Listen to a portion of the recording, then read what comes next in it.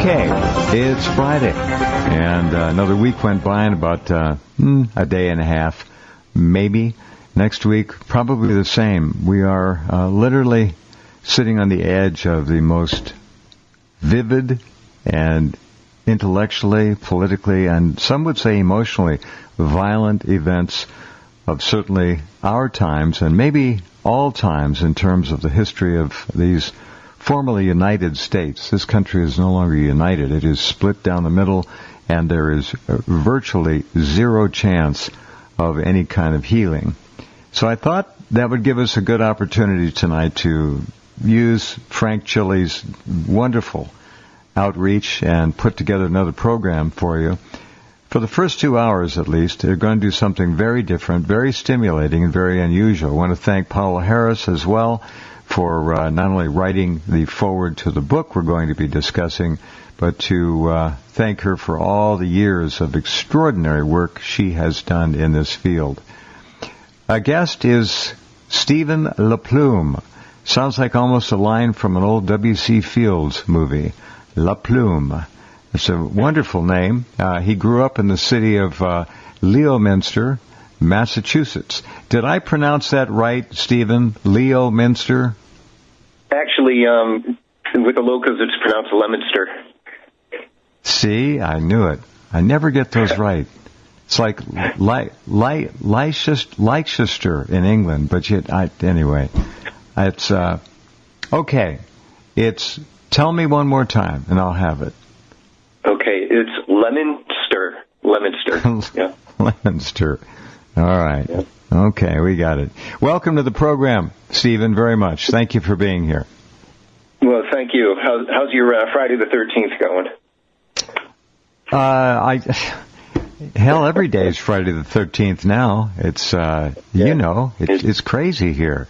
And it's going to remain that way as long as the controllers want that to be on our dinner table. It's going to be right in our faces. And it's going to probably last until January, when the Supreme Court eventually is going to have to step in. As I've been saying, and I don't want to get into the politics too much here, but just briefly, for all of you listening, we will find out when and if the Supreme Court weighs in on this catastrophe, this brutal fraud of an election, exactly how much independence the High Court really has. We'll find out then. We're going to learn a lot about what's left of this country in the next 6 weeks. That's my best prognostication. Now, we have a book tonight, and it's called, well, give us a formal title. I don't know if you have a subtitle or not, Stephen. Give us a title. Yeah, sure. It's called Rendlesham to Redemption, A Story of Transformation. I missed that, the second part.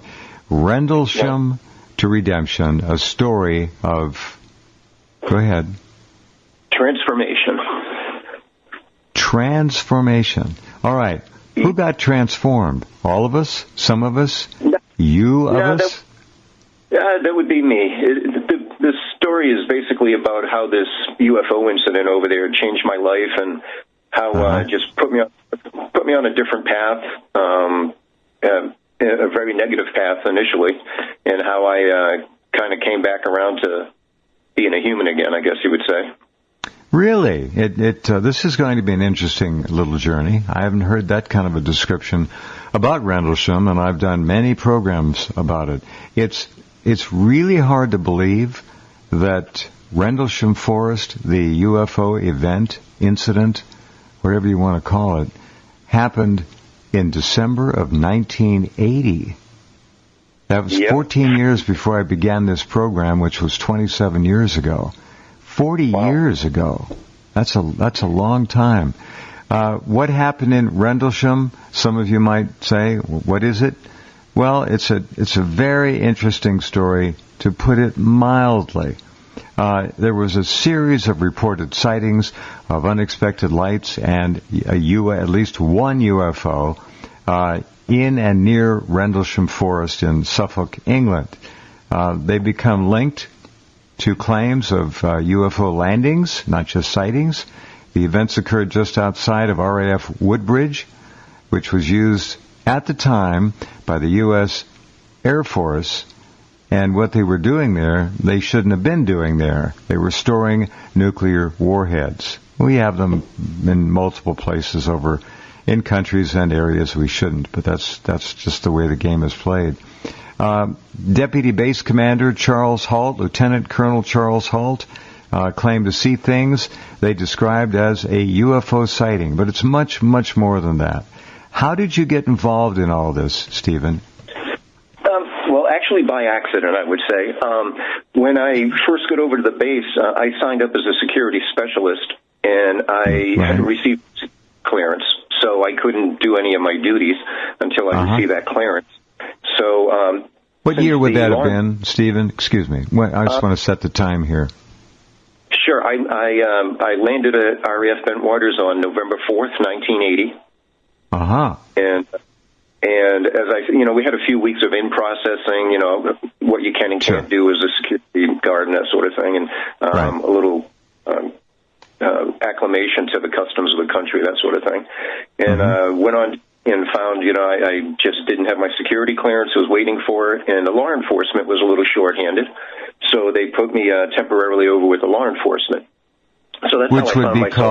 Called air police? What are we talking about? Yeah. MPs? In the old days, they used to call them APEs for air police, but when I was there, they called them law enforcement, or LEs, for short. Yeah. And it was separate from the security forces. The law enforcement were, just like regular police officers, and which I wasn't trained to do. So I was kind of a redheaded stepchild. I really couldn't do much, as far as actual police work. So I ended up being relegated to giving bathroom breaks when people needed to go to the chow hall and get something to eat. I'd take over their post temporarily. That sort bathroom of thing. and dinner relief. I get it. Okay. Yeah, I did that for a few months.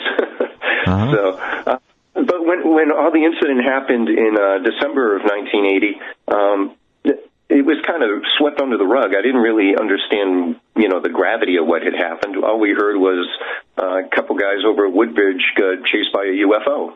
And, we just joked about it, and I found myself a month later kind of in the same position. I didn't get chased by it, but certainly had a few encounters with one. Well, this is what makes the book all the more fascinating, because Stephen was there. He had just gotten there. What were your thoughts about so-called UFOs prior to all the things that you experienced there? Before you went over there, what'd you think about it? Much of anything? No, the only thing I really even knew about him was the movie Chariot of the Gods, and that came out when I was, I think, in high school or so. And my father, he was an Air Force career man, and he was actually a full-time police officer, but he would go down to McGuire Air Force Base and do his weekend duties in the reserves. And he had mentioned one time only that. And it was right about the time Chariot of the Gods came out. That's why we had the discussion that, some pilots, confided in me that they had seen some stuff. And, okay, he never got any details. And that was my knowledge of UFOs at the time. I was brought up a very strict Catholic, from a French Canadian. So, I really didn't have any thoughts on UFOs before. Okay, so you're over there, and what was the method of transferring information about this event? Just kind of like rumors, scuttlebutt, as they say in the military, just chit-chat? Yeah, it was nothing overwhelming in the beginning, is that it? Yeah, correct. And my first, encounter with the whole situation was in the day room, the morning that, I guess it would be the morning after it happened, since it happened on a night shift. And somebody had mentioned in the day room, hey, some guys at Woodbridge got chased by a UFO out in the woods, and we all kind of chuckled about it. And then we got off duty. We're doing 11 to 7 shift. So typically 7:30, no later than 8 o'clock, we would be back at the barracks and get some sleep. So I happened to be in the day room, and then it was about 10:15 when 3 of the law enforcement people came over, and they had their alert bags, what we call them. They'd have our flak vests and our helmets and stuff in the bags. And they had those over the shoulder, and they came in, and everybody just really started ribbing them quite a bit about being chased by UFOs and little green men. So I realized, these are the guys that supposedly got, chased through the forest. And I kind of liken them to the seven dwarfs. They just had their heads down and they just tried to muddle through it all and get to the other side of the day room and get back. Really? So there was a lot of energy in that room. They were there, and you guys were there. Were there any wolf whistles or just snide remarks, No. or were they just? It was just snide remarks. We're just really kind of busting them pretty hard about. And I wasn't. I was actually hungover from a party I had the night before, and they had to walk. They had to walk by me I was on the other side of the day room, so they had to walk by me to get up into the stairwell. And I asked them, I said, "Hey, what'd you guys see over there?" But they had gotten ribbed for the those 15, 20 feet, whatever it was, to get across the day room. That it was more than 15 feet, but they'd gotten ribbed so much that by the time they got to me and I asked them, they basically told me to go F off, and I was like, I really kind of wanted to know. I was kind of interested at that point, but sure. But after that morning, I hardly heard a thing about it. I didn't know anything about any other nights that happened. It was just all kind of hush-hush, and I just went about my duties. I really paid no more attention to it other than that. Right. So. Well, okay, very interesting. But something clearly happened. You saw these guys, and I'm assuming, being an alert young man, you could tell by their faces and their demeanor that this was not just a joke. Something had happened. Something. Oh, yeah. Yeah, and actually their faces were a little obscured because they had their bags over their shoulders, so their arms were covering their face, and I didn't know who these three people were. I'd never seen them before. They were on a different flight than I was, and a flight is like I guess you'd liken it to a platoon. So they were on a different flight than we were, and but yeah, I had no idea who they were. All right, carry on. No, very good. This is interesting. They were definitely. There was definitely some emotions there. That, like I said, they had their heads down and they were just they just body language, loud and clear. Yeah. So okay, so we go on from there. What happened next in your life? Well, like I said, I just went about my duties, and life just went on. And I figured sooner or later I'd get my security clearance. I was actually pretty happy in the Air Force. I'd signed up for 6 years and was thinking, well, if things go good, I'll just make a career out of it. Do my 20 years, get a pension, and sure, life will be good. Yeah, and then. One night, I was doing an 11/7 shift, and typically we'd drive around, make sure everything was safe and secure. We'd go back to the east gate, which was locked. They lock it in the evening. I believe it was 7 o'clock, and we'd go make sure the gate was closed and locked and everything was secure. And then that east gate is kind of pivotal to the story, is it not? As I remember, there was a book years ago called Left at East Gate or something like that. It might even have been Halt's book. It was Larry Warren's book. Oh, Larry Warren's book. Okay, yes. Go ahead. Yeah. So it was the infamous East Gate that when we first got there, being newbies and stuff, they told us about East End Charlie, the ghost that's there that haunts it, and it was kind of a spooky gate. It was real dark and at the end of the runway, so being a new guy and stuck on that gate was not. I don't know. I never actually stayed in the security booth because the booth had, if you sat in it, you had your back to the forest. So I always kind of got on the other side of the road and had my back to the runway, so I knew something wasn't going to sneak up on me. Oh, that's interesting. Now, I'm looking at a picture of Eastgate. I've seen it many times before, but for those of you listening, it's kind of it's a woodsy area, and this gate is cyclone fence, and it's got to be 7 feet tall. And the top part of it is at least 3 strands of barbed or razor wire. It's very strong. This is not a joke of a gate. It's not like a farm gate. And there's a broken white line down the middle. But I wouldn't want to go past that at night. I can tell you. it's creepy looking. Back in 1980, that gate wasn't like that at all. It was. Yeah, I don't know. Describe it. It was like 2 pipes with a little 45 underneath it that would come together in the middle, and we'd lock it with a chain and a padlock. It was a very simple gate at the time, and there was a road leading up to it. And also all the woods that are around there now, we had I guess you'd call it a clear field of fire. So the woods were cut back, 50, maybe 75 feet back, a little further than that. So if something was coming out of the woods, we'd be able to get a clear shot at it, and something couldn't just sneak up on us as far as an opposing force. So for security measures, yeah, and I think that's typical around a lot of bases. Right. You got to have a secure area where you can see what's coming at you. Well, sure. So, no, it makes perfect sense. Field of fire. What weapons were you carrying and using? Sidearm and what? An AR or M16? Well, yeah, that's the whole thing. I had to carry an M16 because I was qualified with that and an M60 and a 203 grenade launcher, but I wasn't qualified with a pistol. So I'd pull law enforcement duties with an M16 over my shoulder instead of a 38 on my side. So, I definitely stuck out. That's interesting. They had a 38, what is it, semi-automatic or a wheel gun? Oh, yeah, they were like old Smith & Wesson model, I don't know what they were, maybe model 38s or 20. So it was a wheel gun. Oh, yeah, it was a wheel gun, yeah. They were, six rounds in the chamber with some speed loaders or some loose bullets on your side, yeah. Oh, interesting. Okay, all right. Well, 40 years ago. 40 years ago. All right, so, Stephen, carry forward. Let's get into this story. What are we doing? Okay.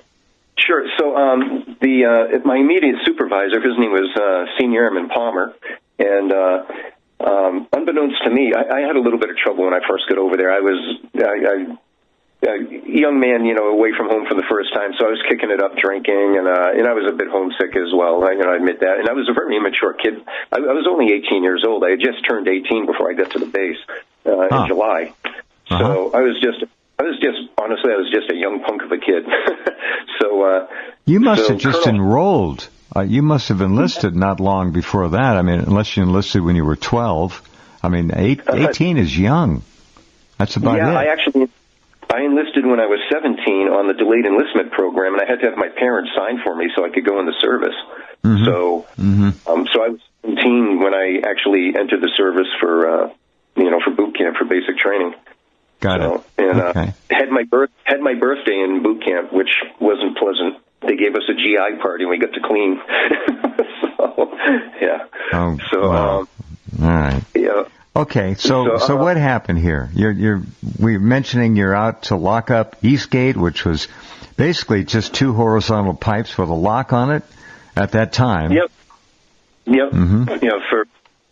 then we were just sitting there. It was kind of a cool night, not too many clouds in the sky. So Airman Palmer and I were just leaning up against the police cruiser, and he might have mentioned something about, over in the woods is where the UFOs were, and, that's where they got chased, and we were kind of joking about it. And how far away from you, excuse me, Stephen, I'm sorry, how far away from where you were standing with the airmen was the alleged event staged, where it happened? How far away? Oh, where we were at? The woods? Yeah. I guess quarter mile away, because we had to go down the access road and down, I guess, a logging road. Right. I'd never been before, so I don't even know exactly 400 yards away, something like that. All right. So, yeah. And we were just leaning against the cruise, and we were kind of looking into the southern sky. And, sometimes you can see a satellite going across the sky, and it was just moseying along. And I'd never seen the satellite before, so I didn't know what I was even looking at. But I saw this light going from the left, which would have been west heading east. And I said, hey, do you see that? And after that, we really didn't speak much. We were just kind of observing this light because it wasn't going on a steady path. It was initially going horizontal, and then it started bouncing up and down in the sky like a heartbeat monitor. It was just going crazy. And the elevation changes it was making were thousands of feet. And I've never seen a craft do that, before or since. What did you guys say about this to each other? Well, at the time, we didn't say anything. We just kind of watched it go from right to left, from west to east. And as it got kind of towards where the forest was and over the forest, but it was so far up in the sky, it wasn't like hovering over the forest. It was just over the forest in that direction, but it was thousands of feet up in the atmosphere. And it got behind a cloud, and it never came out from behind the cloud. So it was like, okay. And Airman Palmer, he said, hey, they said if we see anything goofy out here, we got to call it in, which I had never heard that before. That was the first I heard of that. But him being a supervisor, maybe he got, read in on some information I didn't. Right. And he said, we got to call it in. Hold on 1 second, if you would, Stephen. I've got to take a little bit of a break, just three more minutes or so, and we'll be right back and carry on. This is good. I can only tell you, if I saw a satellite doing that, my jaw would be hanging open. That's pretty wild. Of course, you can't see anything unless you go outside and look up, which I don't get a chance to do very often. But hold on. Stephen LaPlume and I will be right back with more.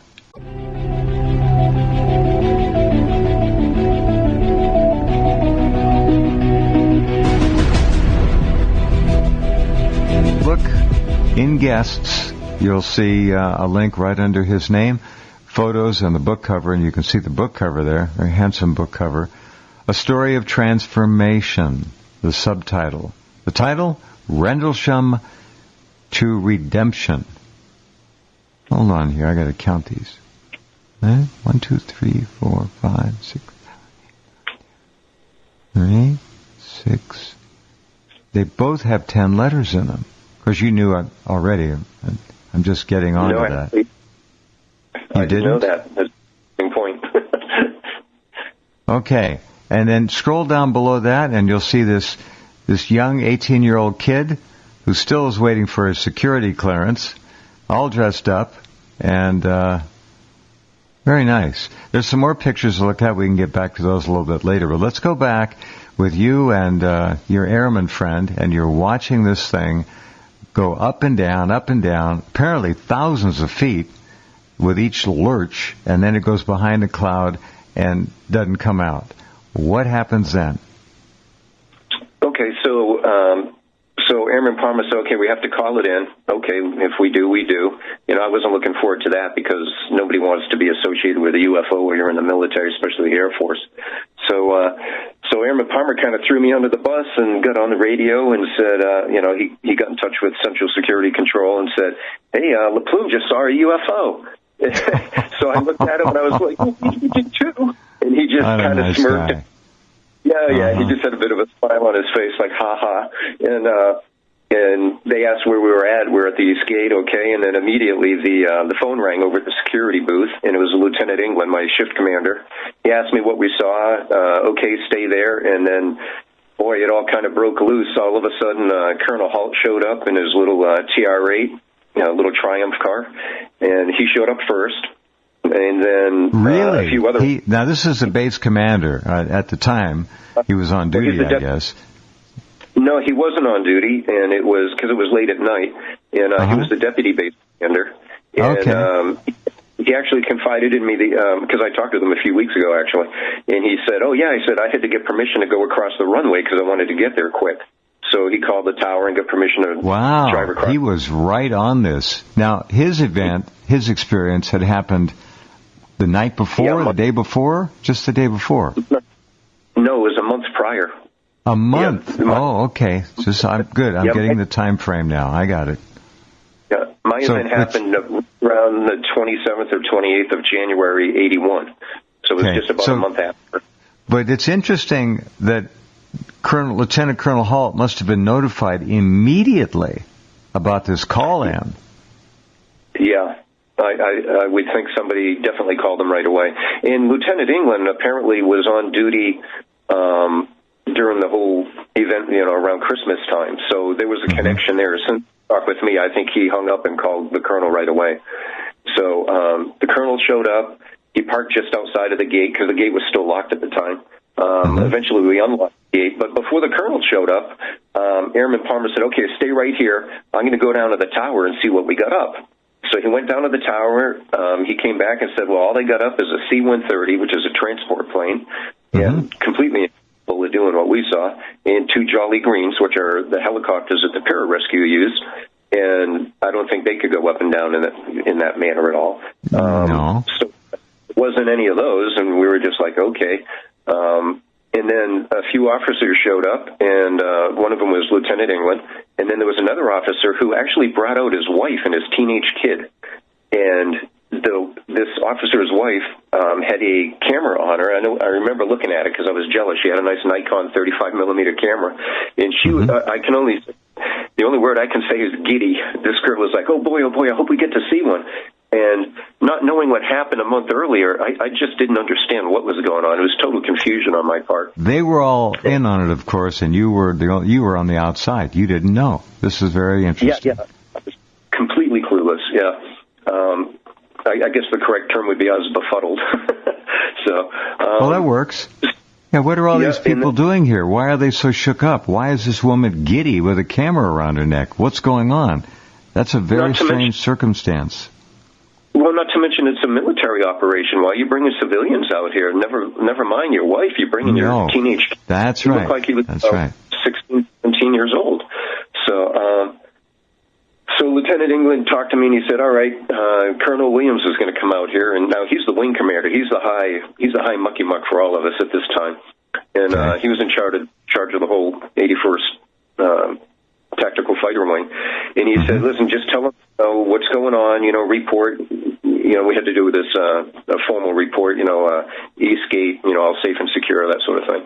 So he said, but just to let you know, address him as a general. He just made general a week ago. And I'm like, oh, great. Here I am with, I'm the lowest man on the totem pole here. I'm 18 years old, and I get to address a general. That was a little intimidating. But he was very, very nice. And he just seemed very concerned about, okay, what'd you see? Where would you, say you So you guys are all out there together, okay, at the gate. Yeah. Is that right? Yeah. All right. And what time of day is this? Is it just after dark? Is it still dusk? What is it? Oh, no. We were doing an 11/7 shift, so this would have been 11:30, 11:45-ish by then. It was before midnight. Okay. Very good. So it's plenty dark. All right. Yeah, plenty dark. And they all jumped in an Air Force station wagon and drove down the access road to the East Gate and headed off towards the forest.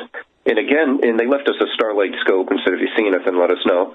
But I couldn't understand why they were going to the forest, because what we saw was thousands of feet in the air, and technically it was over the forest, but it was probably over half of southern England at that point. It's so far up in the sky. Stephen, did they go? They did not go through the gate. They took some other road to go into the forest?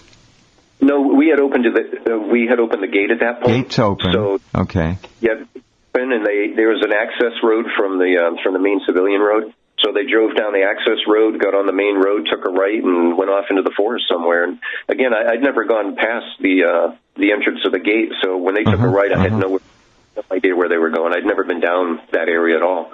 And who again is in the group? The new general, the guy with his wife and kid. Yep. And Lieutenant England and Colonel Halt. And they all popped into the station wagon and took off. Yeah, and it was like one of those like you'd see on the old TV shows. It was a blue station wagon with the yellow writing on the side, USAF. Yes, USAF. Yeah, sure. Yeah. So, and they came back about a half hour, maybe 40 minutes later, and said, okay, we didn't see anything, and they posted me on that gate the rest of the night, which wasn't typical. By yourself? And yeah, and which was fine. There was a wall divided that road. Between the road and the runway, they put up what we call the blast wall. So when the planes came down and turned around, the exhaust wasn't blowing us off the road or doing anything to the cars. Got it. So Stephen, a question. Sure. When they came back out of the forest a half an hour later, did they stop the car? Did they get out of the car? Did they all get out? How did they act? Yeah. They just all got out and seemed like, okay, we didn't see anything, real nonchalant, and they all got in their separate vehicles and drove away and left Airman Palmer and myself there. And Airman Palmer, he was the supervisor, so he had to go check on everybody else, and he left me there by myself. So like, okay, great. So I just sat with my back against that blast wall, so I made sure nothing was coming up behind me. Like I said, it was a real creepy gate. And then Palmer came back about an hour or so later, and he just came back to check on me, make sure everything was okay, because he was just doing his rounds.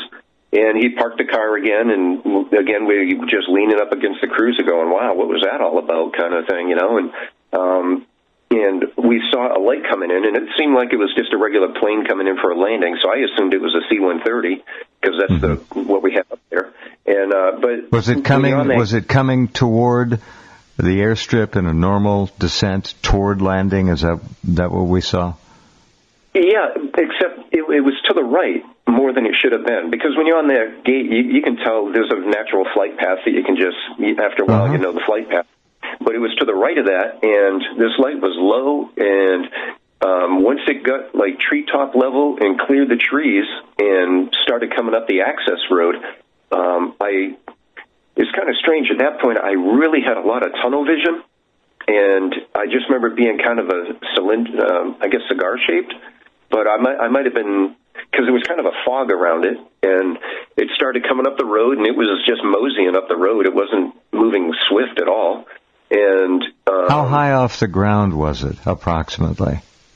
Well, I want to say it was less than 1,000 feet, but maybe 500 feet. It was, like I said, I had tunnel vision, and I really, my depth perception and all that was really skewed. So, all right, so this object is coming down the road, we'll call it next to the runway and above the runway, correct? Yeah, correct. Okay, and it's coming toward you, and you said cigar-shaped? Did I hear that? Yeah, it was long cigar-shaped, and it seemed to be about the length of a football field. It was really, seemed like it was a big craft. But all of a sudden, it was over my head, and I honestly don't remember it. Like from halfway up the access road, all of a sudden I just remember it being over my head. So, and I don't know why. I might have blinked and it might have moved. I don't know, but I have a couple more questions, Stephen, please. When it's coming up the access road toward you, and you first saw it, we're talking about 30 seconds until it gets over your head, 20 seconds? Yeah, from the right about initial that. sight? Okay. Yeah. Now, when it's over your head, was the light on the nose of it? Did it look like a sort of a regular landing light? Was it bright or was it dimmer? It stopped and was basically hovering right over us, and I remember some colored lights, and my peripheral vision was really skewed. Like I said, I was just really focused. At this point, I was focused on the underneath of this craft, and it had a couple different colored lights. And I remember looking up at it, and it seemed like there was I can only reason it as being a hatch. It was like a square inside of a square inside of a square is the only way I can describe it. You could see the bottom of this, excuse me, you could see this, Stephen, that clearly, let's say 500 feet above you, that you could see the bottom of it. And how could you see the bottom of it? Was it illuminated somehow? Yeah. And as I was saying, it had like a fog around it, or maybe my vision was fogged out because I was just so concentrated. Okay. Sometimes you have adrenaline rush, you get a tunnel vision, Sure, understood.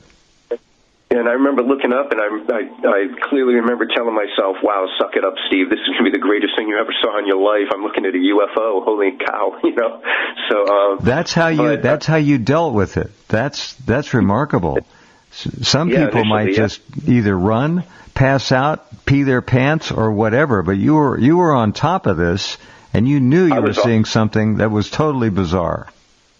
Oh yeah! Initially, I was just completely awestruck, and it hung over us. I want to say, 15 seconds, 20 seconds. It wasn't over us very long that I remember, and then. And I could tell it was a structured craft. I could see like metal underneath it or whatnot. It had texture to it, and the texture it had. Do you remember the old Mercury capsules that they had? How they had kind of like a corrugated outside metal texture to them.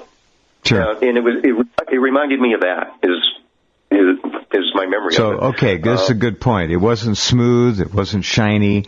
It had some kind of texture to it. You didn't see rivets or any rivet lines on it, did you? Okay. No. But you did see a hatchway. When I'm looking up at this with you right now, it's above us. It's 500 feet, let's just say that. How long of an object would it be? A football field, that's 300 feet, that's 100 yards. Is it still sustaining that kind of size? It's huge. No, and that's the part that's confusing to me, because I want to say when it was over us, and again, my peripheral was a little skewed, but it didn't seem like it was more than, certainly no larger than 50 feet across, but I'm going to say about 30 to 40 feet at best. Okay. And I've never been able to reckon that in my head, how okay, and front to back, how long? You say 50? At this point, it was saucer shaped. It was round, from what I could tell.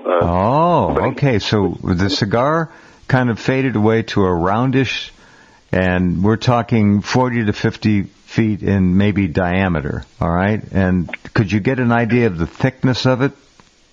No, because it was literally directly over my head. All I could tell was that I was looking up at the bottom of something. Mm-hmm. And number of lights on the bottom?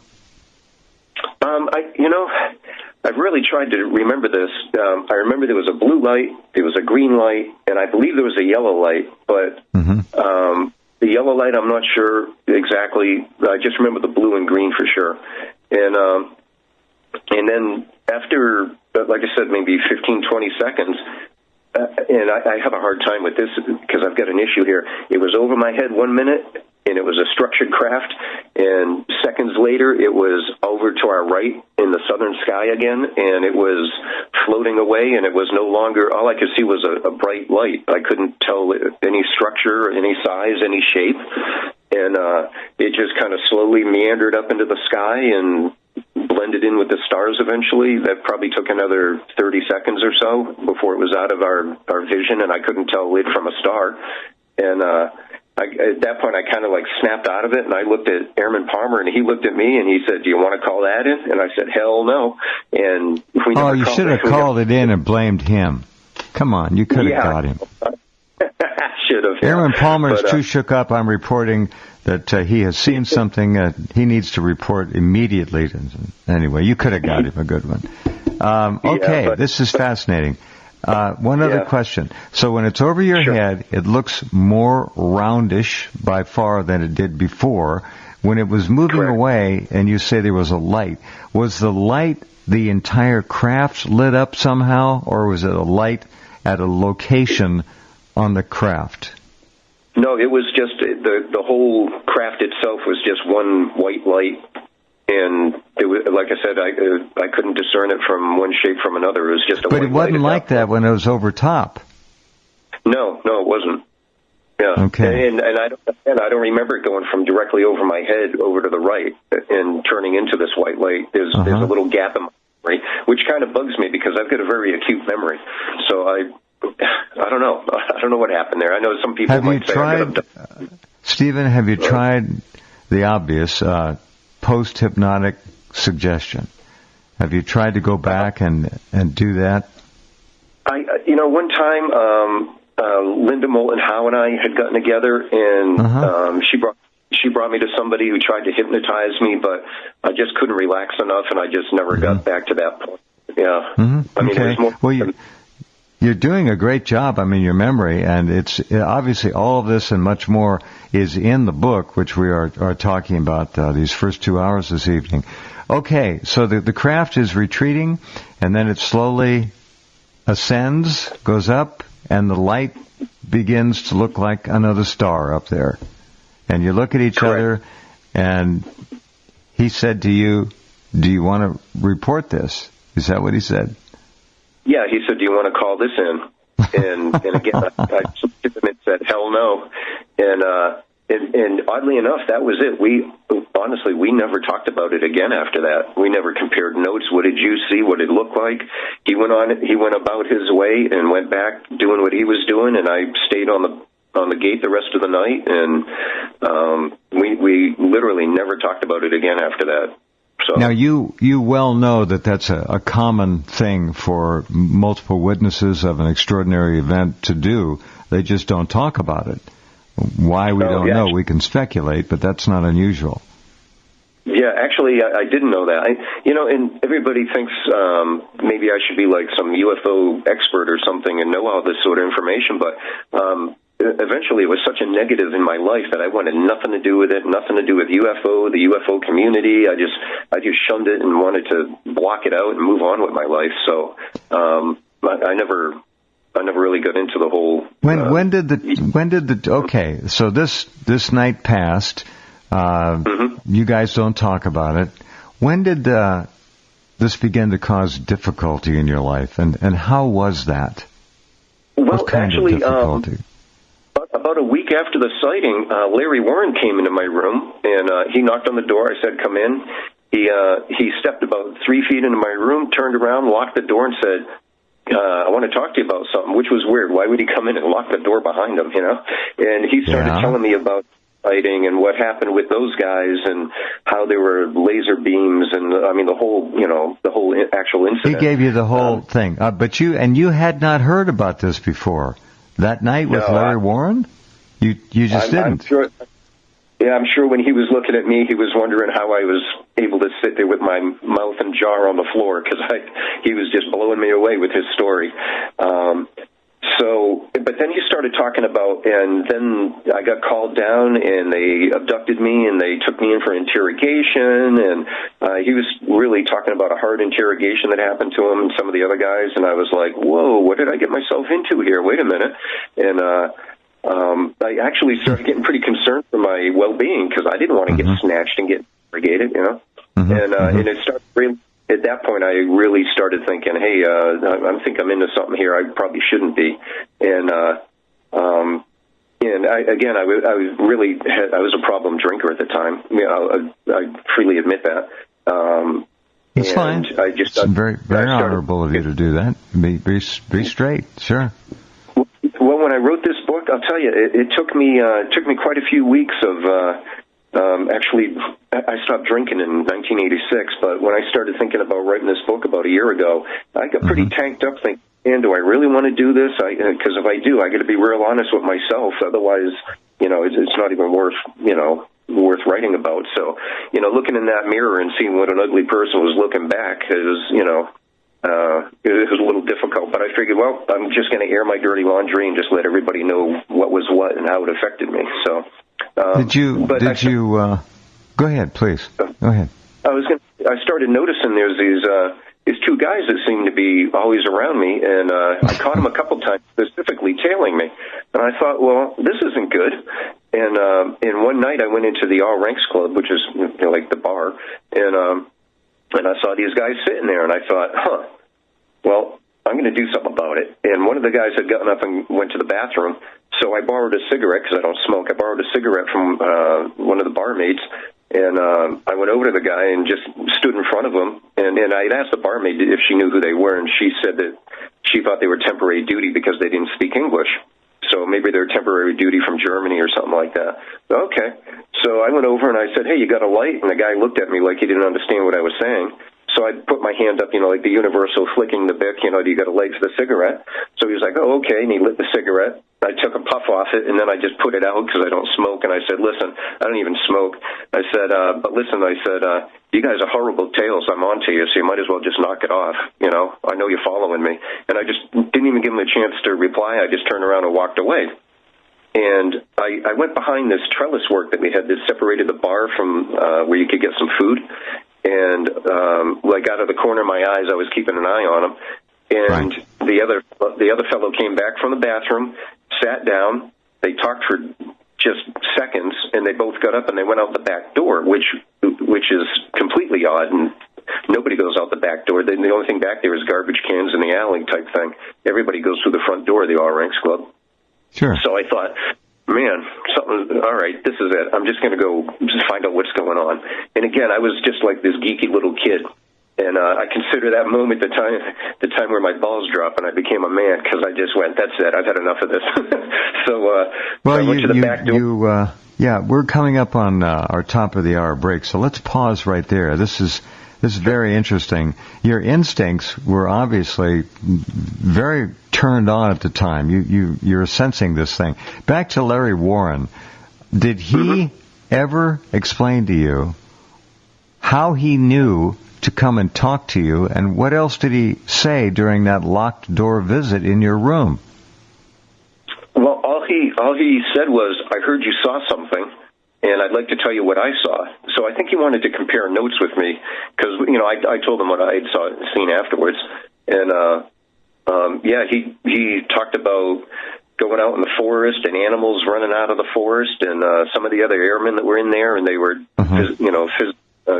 visibly upset. He said one guy had his head on his forearm leaning against a tree, and he was sobbing. He talked about seeing a craft, and what he described as, he said the only way I can describe it is 3 kids in snowsuits, and they were kind of hovering above the ground. So, and he said that one of the officers had somehow communicated with him.